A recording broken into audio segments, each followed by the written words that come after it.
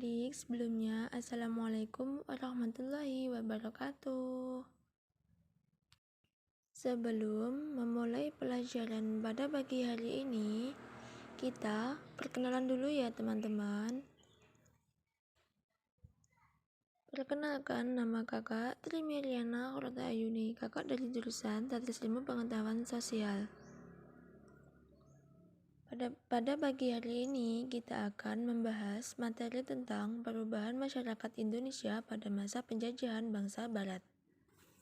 Apa sih pengertian dari perubahan masyarakat Indonesia pada masa penjajahan bangsa Barat?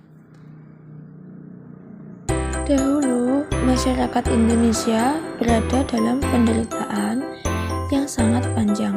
Akibatnya, para penjajah yang bertindak kasar dan tidak mempunyai sikap yang berperilaku kemanusiaan.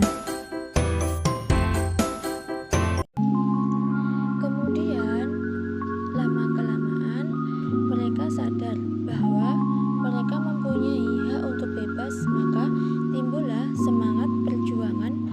Begitu pula para pejuang mulai mengangkat senjata tanpa kata lelah. Dari situlah juga muncul semangat kebangsaan karena mereka merasa sudah waktunya Indonesia membebaskan diri dari belenggu penjajahan. Untuk materi yang selanjutnya adalah penjelajahan samudra oleh bangsa Barat.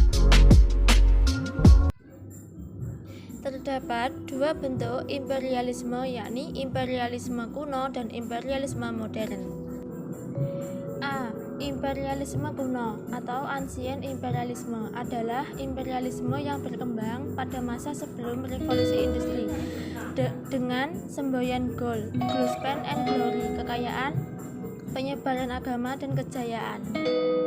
Untuk poin yang B, yaitu imperialisme modern, bertujuan memperoleh kemajuan ekonomi timbul sesudah revolusi industri dalam rangka mencari bahan mentah yang banyak dan pasar yang luas. Yang selanjutnya yaitu revolusi industri adalah pergantian atau perubahan secara menyeluruh dalam memproduksi barang dari sebelumnya menggunakan tenaga manusia dan hewan menjadi tenaga mesin.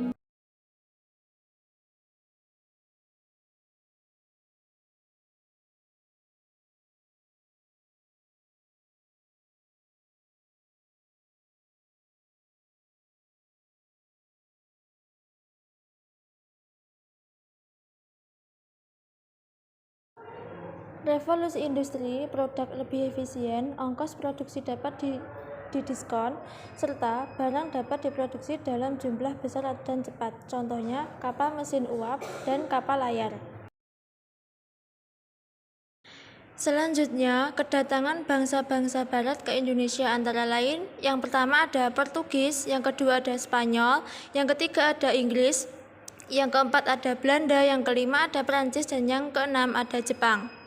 Yang selanjutnya yaitu kedatangan bangsa Portugis di Maluku. Perjalanan bangsa Portugis mencari sumber rempah-rempah diawali dari Lisabon. Portugis pada tahun 1486, Bartolomeu Dias melakukan pelayaran pertama menyusuri pantai barat Afrika. Ia bermaksud melakukan pelayaran ke wilayah India. Untuk materi yang selanjutnya, kedatangan bangsa Belanda di Jayakarta. Jayakarta merupakan pelabuhan pulau penting di Jawa yang kemudian menjadi markas. VOC, bagaimana proses kedatangan bangsa Indonesia? Ya, seorang pelaut Belanda itu, Charles de Houtman, memimpin ekspedisinya ke wilayah Indonesia.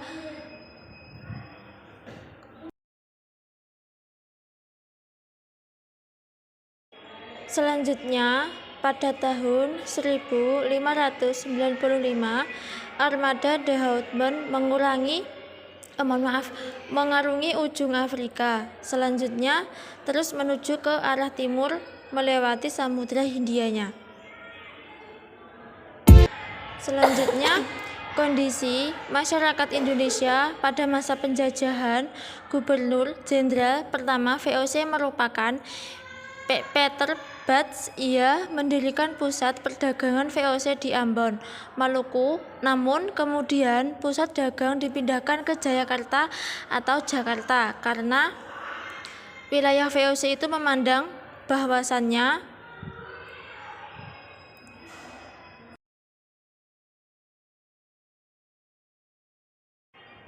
selanjutnya Jawa lebih strategis sebagai lalu lintas perdagangan.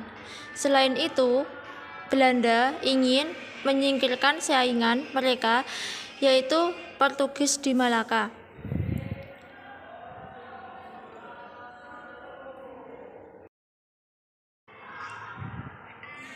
Sekian presentasi dari saya. Apabila ada kesalahan yang disengaja maupun tidak disengaja, saya mohon maaf yang sebesar-besarnya. Wassalamualaikum warahmatullahi wabarakatuh. See you next time. Bye bye.